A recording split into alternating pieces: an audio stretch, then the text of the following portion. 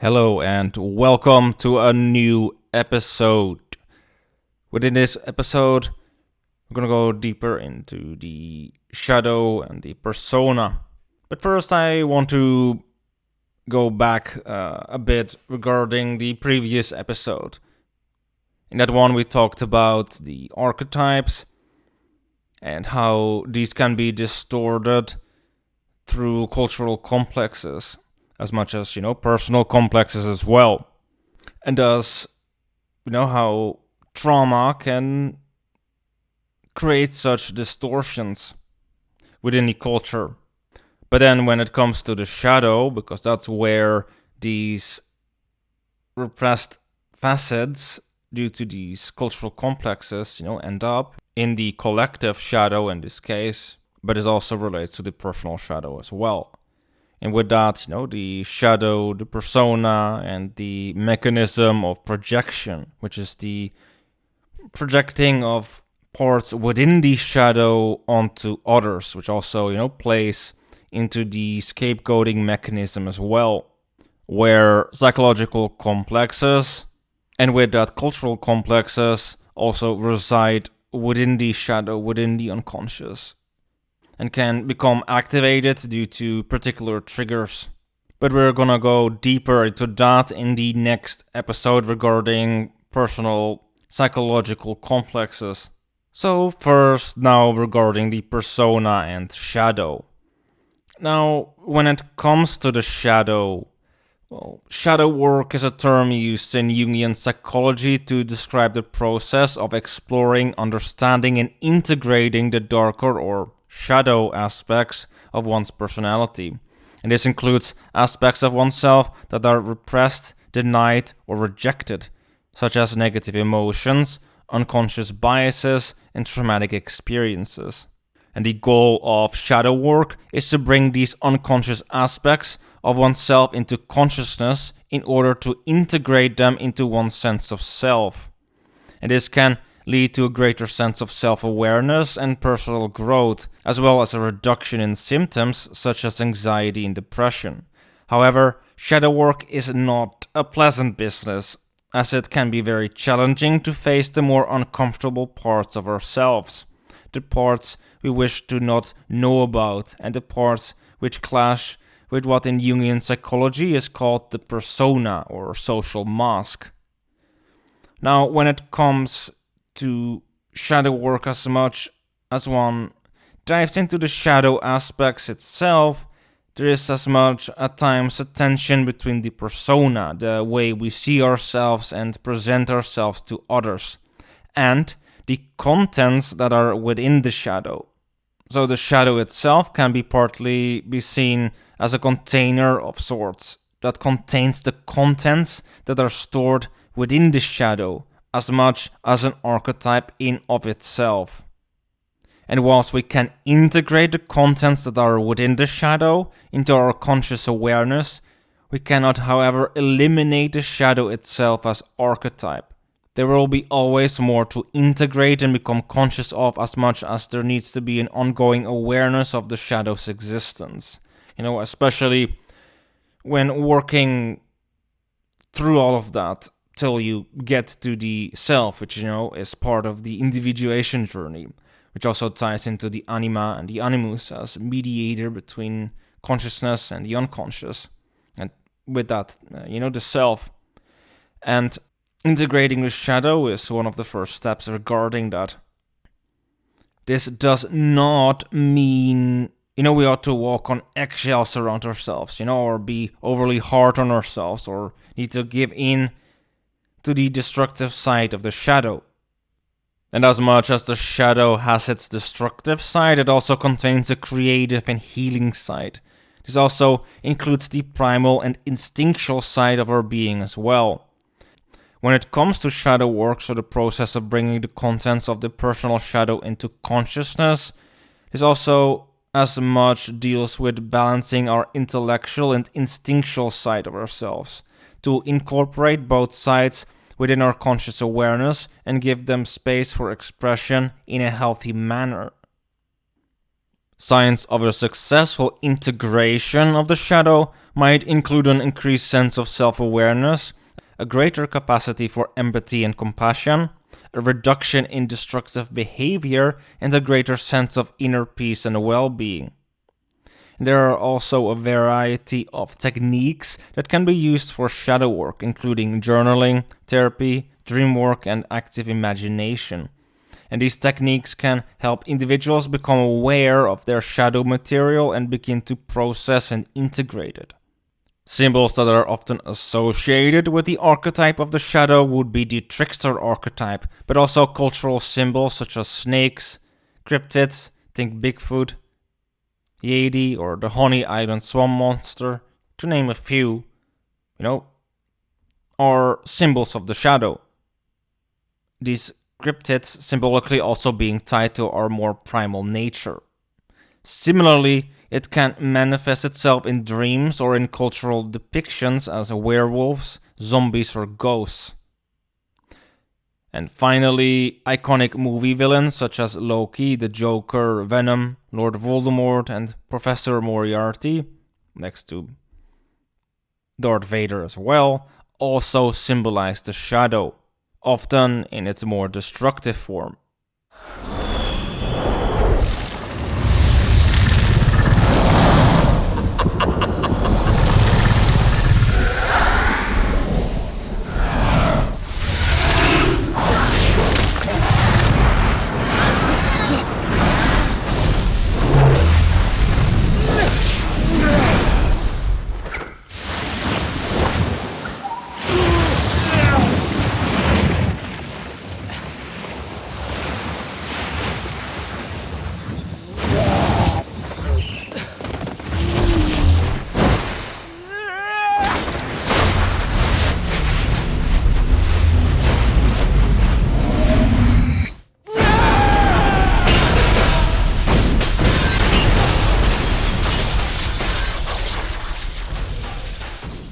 Where the wolf Fenrir, the son of Loki from Norse mythology, for instance, also playing such a role when it comes to Ragnarok, the twilight of the gods.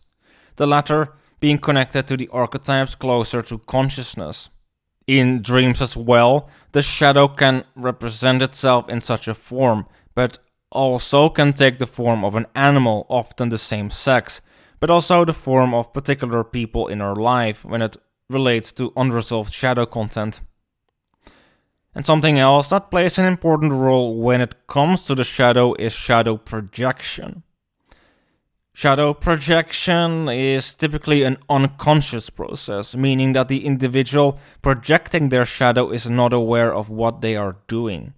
They genuinely believe that the projected qualities or traits belong to the other person rather than recognizing them as aspects of their own psyche. The qualities projected onto others are often those that the individual finds undesirable, threatening, or morally objectionable. And these may include negative emotions like anger, envy, or jealousy, as well as personal flaws or weaknesses.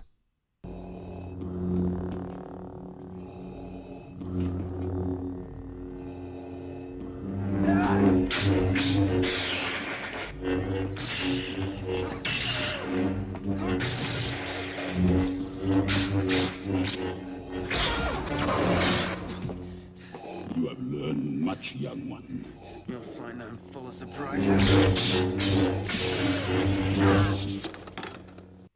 Projection, in this sense, serves as a defense mechanism that protects the individual's self-image and ego. This then also again ties it to the persona and thus the social mask. And by attributing negative qualities to others, the individual can maintain a more positive self-image.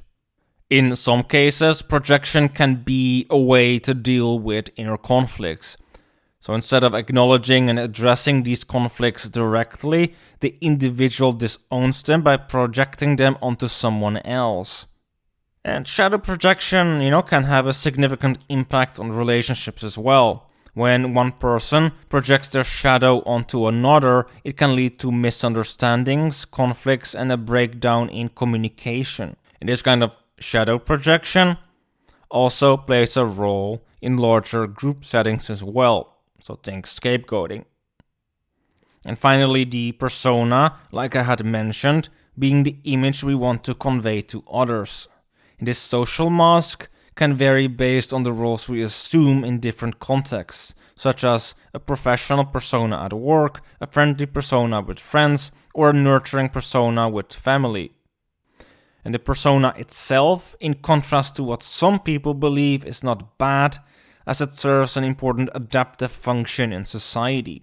It is the part of our identity that helps us navigate and function in the world. But while the persona represents the self we present to the world, it may not always align with our true inner self. This is especially true when we feel pressured to conform to societal expectations or repress certain aspects of our personality to fit a particular role. Next to this, over-identifying with the persona or a particular role can lead to a lack of authenticity. And when we become too entangled with our social roles and external image, we may lose touch with our true self. This can then result in a sense of emptiness, anxiety, or feelings of being fake. This is also, something we tend to spot in others as well, when they play a certain rigid role. But coming back now to the shadow. Like I had mentioned earlier, the shadow also contains a creative and healing side as well. In ancient cultures, such as ancient Greece, this was best symbolized through the rod of Asclepius, the Greek god of healing, and this staff containing a snake.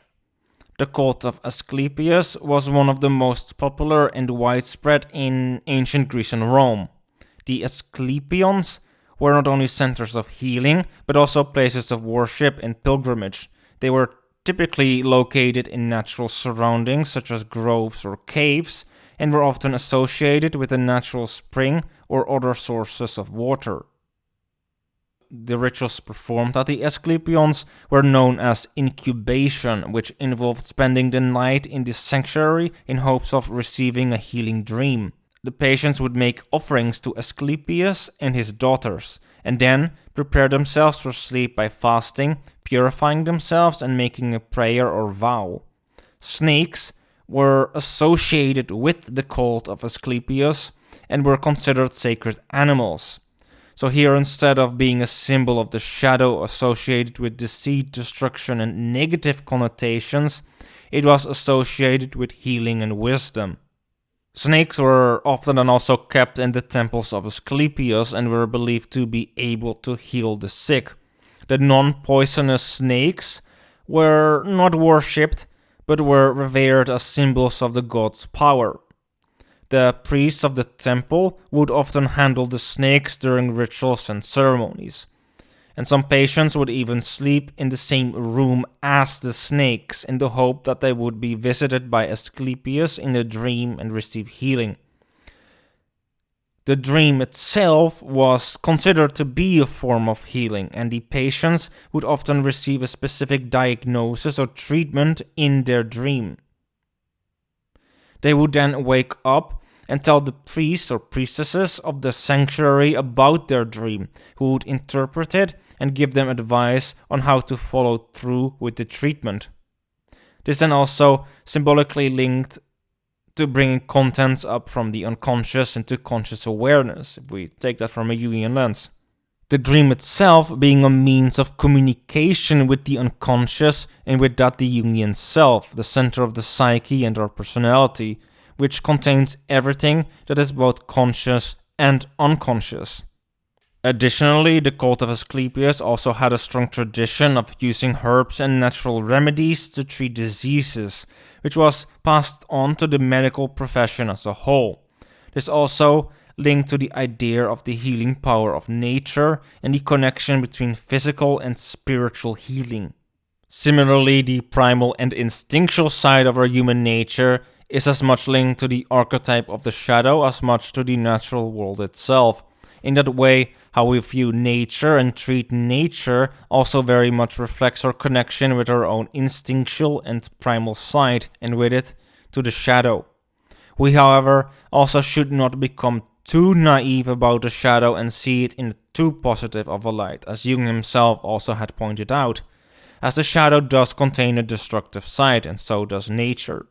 It is, however, this balance of both life and death, creation and destruction, that are part of the same whole. So this also is true of consciousness and the unconscious, and the duality inherent in the shadow itself. However, when it comes to the personal shadow, it does not just contain repressed content, but also psychological complexes, as I had said, which can be both cultural and personal.